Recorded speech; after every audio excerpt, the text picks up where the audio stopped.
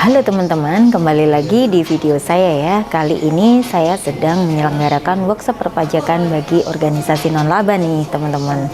Pertanyaan yang paling banyak saya dapat adalah apakah sekolah dan yayasan pendidikan juga perlu memiliki NPWP?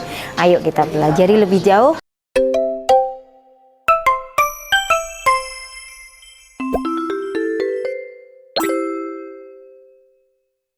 Pendirian yayasan pendidikan yakni untuk mencapai tujuan mendidik generasi muda agar tidak tertinggal dan dapat berpikir maju. Yayasan adalah suatu badan hukum yang memiliki tujuan di bidang sosial, keagamaan, dan kemanusiaan. Yayasan pendidikan termasuk dalam sebuah badan hukum non-laba di mana transaksi keuangannya tidak terlepas dari aspek perpajakannya juga.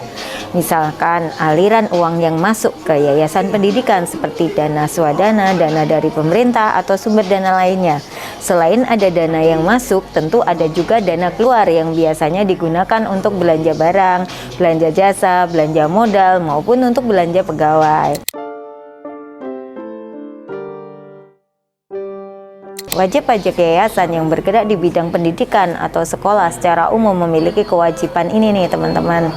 Badan hukum non-laba seperti yayasan yang bergerak di bidang pendidikan wajib mendaftarkan diri untuk mendaftarkan NPWP, nomor pokok wajib pajak, dan menjadi wajib pajak badan jika sudah memenuhi syarat subjektif dan objektif perpajakan.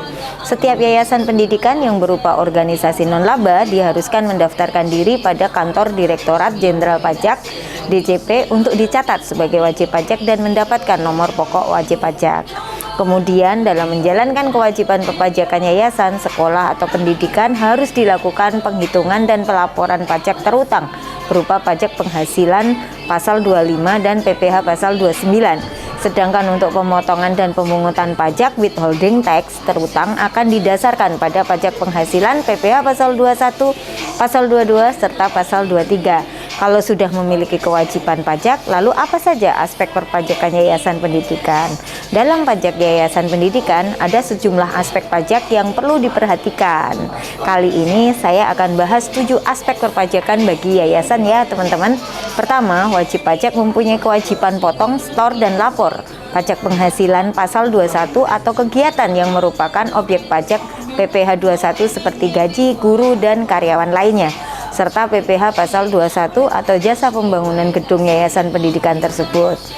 Kedua, wajib pajak memiliki kewajiban untuk potong, setor, dan lapor PPh final pasal 4 ayat 2 atas kegiatan pembangunan gedung yang dilaksanakan kontraktor maupun pihak lain atas semua kegiatan jasa konstruksi lainnya.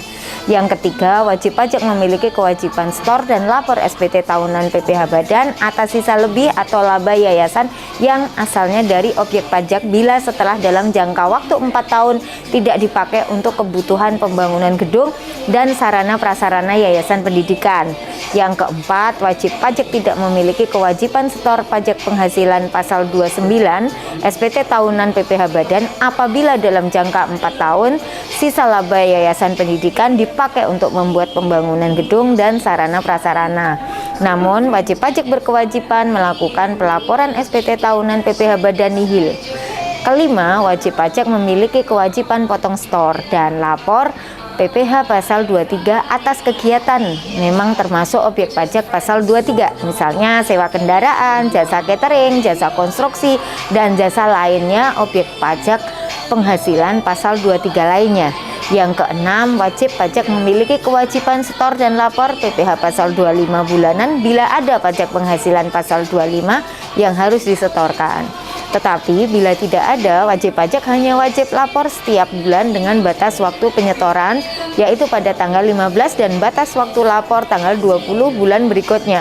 Yang ketujuh, dikenakan PPh pasal 26 atas penghasilan yang diterima oleh warga negara asing baik itu orang pribadi atau badan usaha.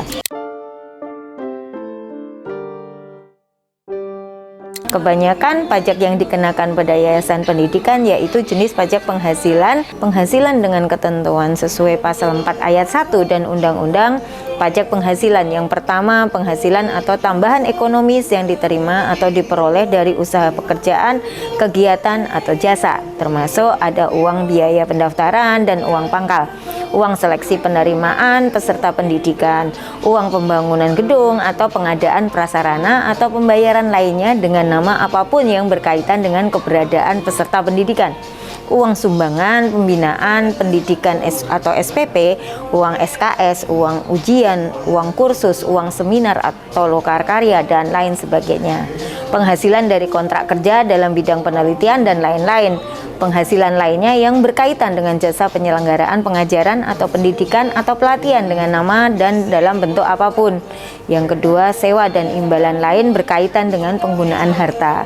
Ketiga, keuntungan dari pengalihan harta, termasuk keuntungan pengalihan harta yang dimana awalnya berasal dari bantuan, sumbangan maupun hibah.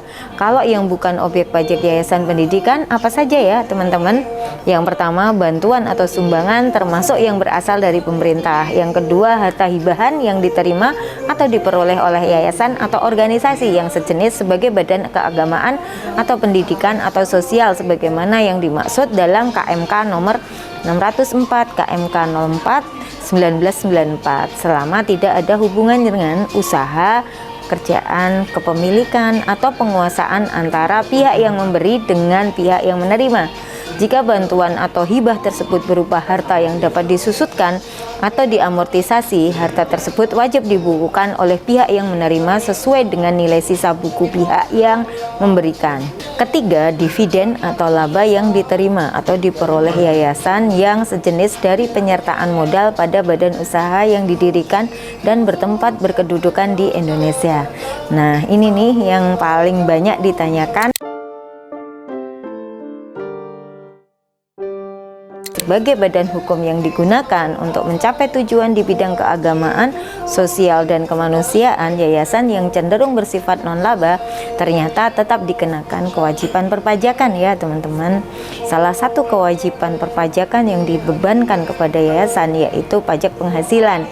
Meski sifatnya non-profit, namun untuk tetap menjaga keberlangsungannya, pada praktiknya yayasan tetap berkembang dan memperoleh pendapatan.